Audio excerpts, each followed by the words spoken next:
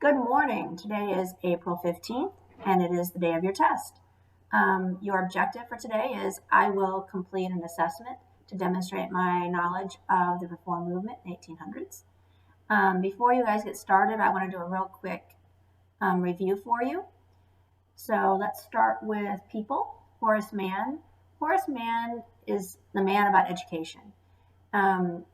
He wanted to reform it. He wanted public education for everyone, and he wanted to start normal schools, which were teacher training schools. And he actually got through a lot of things. I mean, he was very instrumental in the public education we have today. Thomas Go, he actually started both a school and a university for people with hearing impairments or for the deaf. And before him, there weren't many. If you had a disability, you probably weren't going to school. And so he started the Hartford School in Connecticut for hearing impaired. Louis Braille. Louis Braille is an interesting guy.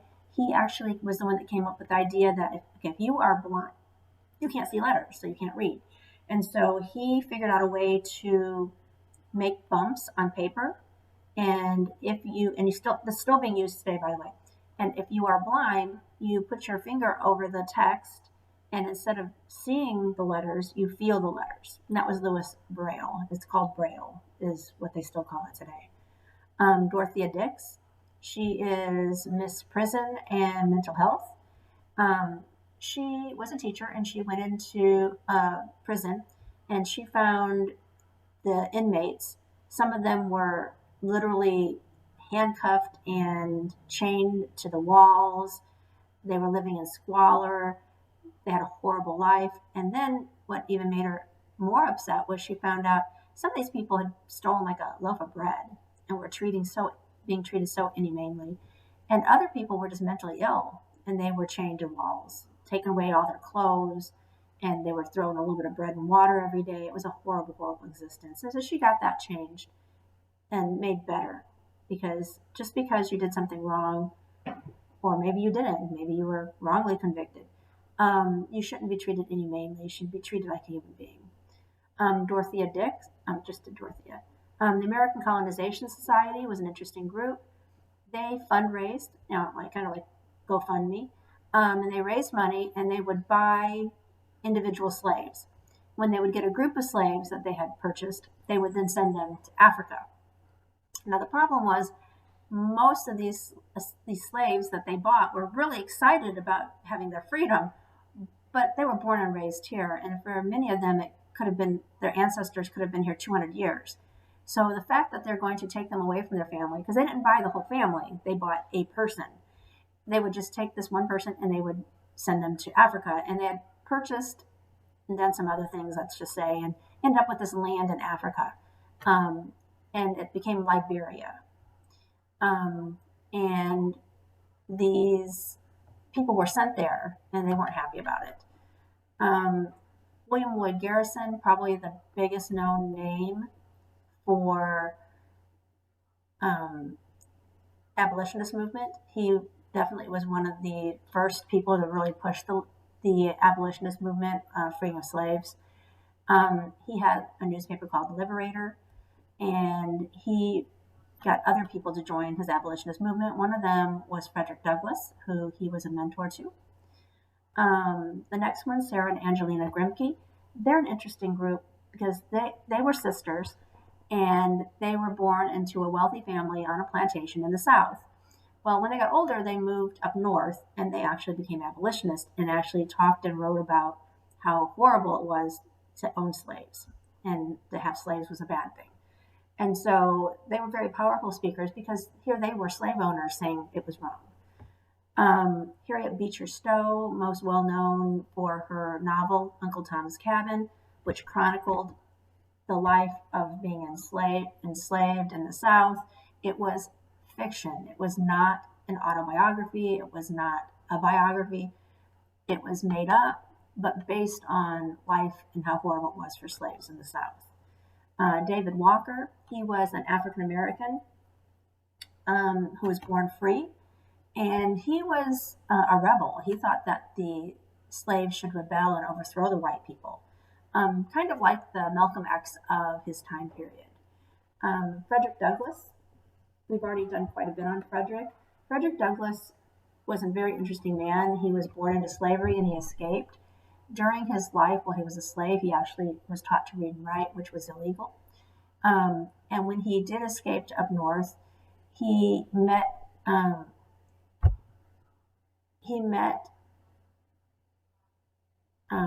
Garrison, and they asked him to speak. And he was such a phenomenal speaker, and his oration skills were just, he was charismatic. People listened to him.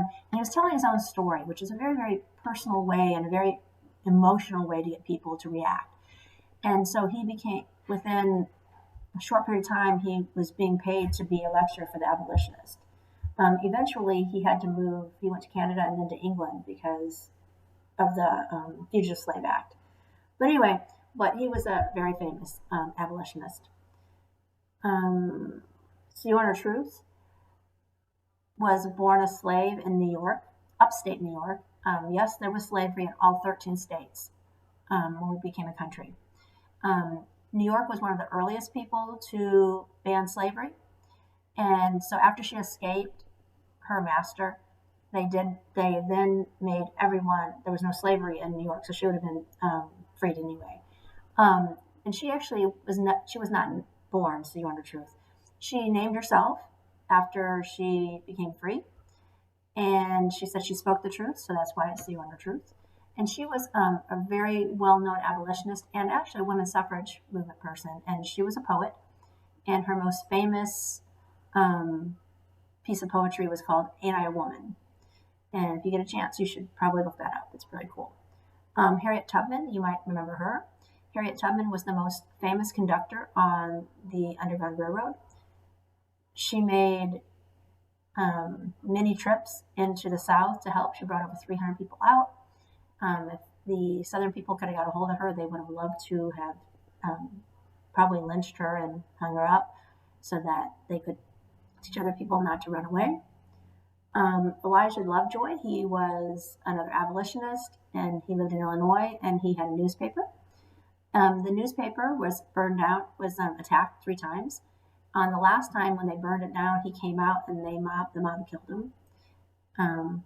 Very sad. Lucretia Mott, she was one of the first women suffrage. She was a Quaker woman, and she started the movement. And when she teamed up with Elizabeth Cady Stanton, things really, really took off. And they actually are the ones that did the Seneca Falls Convention. They put it all together. Susan B. Anthony came a little after them. She was a little younger than Lucretia and Elizabeth. And she was a very famous women's suffrage movement person also. And she wanted even more things, different things. She wanted women to be educated. She wanted coeducational education so that women and men could both be trained the same way and get the same out of it for their education and ideas and mathematics. Emma Willard, she was one of the women who started their own schools for women. Mary Lyons started Mount Holyoke, which is another school. Elizabeth Blackwell was one of the first women to get into med school and become a doctor. She had applied to lots of med schools, and they kept denying her. When she finally got in, she actually finished number 1 in her class. Let's go to events. The Second Great Awakening. The Second Great Awakening was, remember when we first started this country and we were colonies? Many people came over for religious freedom. And then we ended up with the First Great Awakening in 1720 to 1740. Hey, we came over for religious reasons. We got away from it. We were doing more about money and making money and opportunities to gain wealth. And now it's 100 years later, and we're around the early 1800s, and people had gotten away from religion again. And these preachers would go around and they would have revivals. And they would set up tents and they'd set up these big lecterns and they would go up and speak. And hundreds of people would come and watch them. Some people would come and camp wherever they were, and they would stay there for the whole weekend. and they would listen for hours at a time. If you were a good speaker and you were talking about the Bible, you could get lots and lots of people to come. And like I said, remember, there's no internet, there's no cable, there's no online gaming or cell phones. So the people had nothing better to do. Remember, these are the same people who would go to public executions.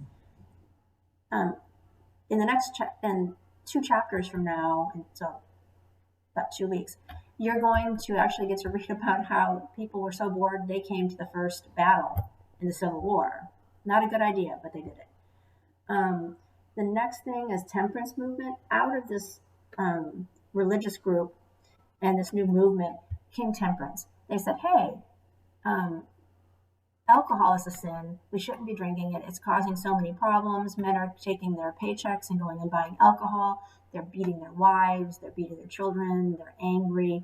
They're taking money out of the money that should be going to feed their children and paying the rent. They're using it for alcohol. This is wrong. So we should stop it. Now, it sounds great, but we know from experience in the 1920s and Prohibition, it wasn't a great idea. Okay, normal schools. Normal schools were schools that were created specifically to train teachers. For instance, like Florida State was actually the Florida State College for Women. It was a normal school for training teachers, women to become teachers. It changed a long time ago, and it's coeducational. It has like 50,000 students now, but originally it was a normal school. Hartfield School for the Deaf in Connecticut, that should go back to Godot, and the fact that he was training people who were hard of hearing or totally deaf. The Perkins School was for people with vision problems that were blind, and that they were using Louis Braille's method, and that was how it really started in America. The Transcendentalists are an interesting group. The Transcendentalists were a group of writers, and they wanted to commune with nature. We should get back to nature. This was Wadsworth, this was Fuller, this was Thoreau. Thoreau is probably the most famous Transcendentalist. And he and his group actually started their own commune. They started their own community. And he wrote a very famous book about it called Walden Pond. And they were kind of like the 1800s hippies. If you know anything about the hippies from the 1960s and 1970s, going back to nature, living in harmony, that was their idea. But this was back in the early 1800s. The Hudson River School, they were a group of painters that painted along the Hudson River, and they painted scenes from that area. And again, it was about nature and going back to nature and painting.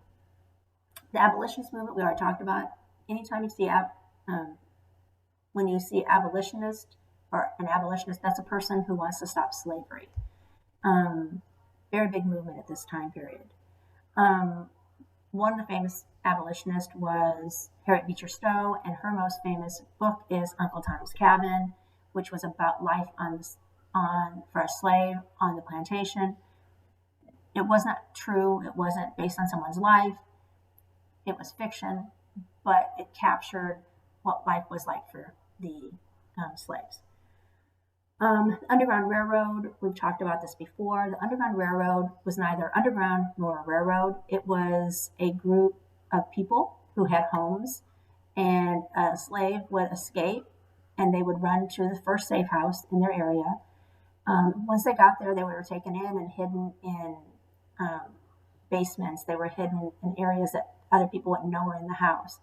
And they would stay there during the day. They would get something to drink, they'd get food, a safe place to sleep, and then they would tell them where the next house was. And they'd go to the next safe house the next night. And they would do this all the way through until they'd follow the North Star until they got to up north where they were free. Reaction of the Southerners to abolitionist movement. I know this is going to shock you, but they were not happy about it. You got to remember, the Southern people thought this was a way of life. This was how they were raised, and they thought it was right. And if the slaves were free, they would lose their property. And in their eyes, it would be like today if the government said, oh, by the way, no one can own their own home now, so we're taking your house. You're out of here. Too bad, so sad. I don't care how much money you paid for it. It's not yours anymore. In their mind, that was the same for slaves because they saw them as property, not people. The Seneca Falls Convention, remember Lucretia Mott, Elizabeth Cady Stanton, they got a group of women and some men, including Frederick Douglass, together in Seneca Falls, New York in 1848, and they actually wrote a declaration for women that basically was based on the Declaration of Independence, but it involved women and how women should have rights and the right to vote and the right to own property and all the other things that men had, they thought they should have also. Voting in Wyoming. Wyoming was the very first state that allowed women to vote. Other states followed shortly after, but not many. Women don't get the vote until 1920, so you can see this didn't happen overnight, even though Wyoming allowed it in the early 1800s. Women's property rights. Before 1850, most states did not give many women the right to own property. So if you were a woman and you inherited property from your family, once you got married, it became your husband's stuff. And a lot of women didn't think that was right, but that's how it was. And before 1850, or during this time around the 1850s, divorce wasn't normal. Very few people got divorced. But if you did get a divorce, it was automatic that the husband got guardianship of the children, which is wrong. It shouldn't be just, you're a man, you get the kids. They're your property. And that's how they looked at them. The men got the property, so they got the children. Later on, in the 1900s, up until probably around 1970, it was the opposite. If you were a woman, you got the children, which again isn't right. We have a lot of people that are divorced today. Many of them share custody, and it goes through a judge, and it's what's best for kids. Back then, 1850, automatically to men. Then later on, the 1900s, automatically to women. Again, it shouldn't be based on your gender. It should be on, what's best for the kid. And that's what it is today. Good luck on your test today. Remember, you have 3 hours once you open it to take the test and be done. Make sure that you check all your answers and then submit, because once you push the button and you submit, it's done. Once you've opened the test, you have to take it then. You can't go back later. So have time. Give yourself at least an hour. It's only 20 questions. It's not hard. But give yourself time to be able to take the test before you submit that button. You have to submit before 11:45 p.m. on Sunday. If I were you, I would do the study guide, get that done if you haven't already done so. Get it done. Go ahead and take the test today, maybe tomorrow. Don't wait until the last minute. What happens if your cable goes out or your internet goes out? What are you going to do?